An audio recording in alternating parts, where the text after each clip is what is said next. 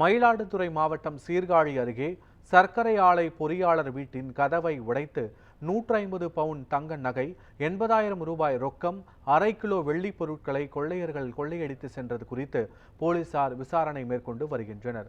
கடந்த வாரம் சீர்காழி மேலசாலையில் உள்ள இந்தியன் வங்கி ஏடிஎம் மையத்தில் ஏடிஎம் இயந்திரத்தை உடைத்து 6 லட்சம் ரூபாயை கொள்ளையர்கள் கொள்ளையடித்து சென்றனர். இந்த வழக்கில் இதுவரை கொள்ளையர்கள் கைது செய்யப்படாத நிலையில் தற்போது மற்றொரு அதிர்ச்சிகரமான கொள்ளை சம்பவம் ஒன்று அரங்கேறியுள்ளது. பாலாஜி நகரில் வசிக்கும் செல்வேந்தரின் சேத்தியாந்தோப்பு பகுதியில் உள்ள சர்க்கரை ஆலையில் ரசாயன பொறியாளராக பணியாற்றி வருகிறார். இவர் கடந்த திங்கட்கிழமை வீட்டை பூட்டிவிட்டு மயிலாடுதுறையில் உள்ள மருத்துவமனைக்கு சென்றுள்ளார். 3 நாட்களுக்கு பின் வீட்டிற்கு வந்து பார்த்தபோது வீட்டின் பின்பக்க கதவு உடைக்கப்பட்டு வீட்டின் அறைகளில் இருந்த பீரோ மற்றும் சுட்கேஸை உடைத்து அதில் இருந்த 150 பவுன் தங்க நகைகள், வெள்ளி பொருட்கள் மற்றும் 80,000 ரூபாய் ரொக்கம் ஆகியவற்றை யாரோ கொள்ளையடித்து சென்றது தெரிய வந்தது.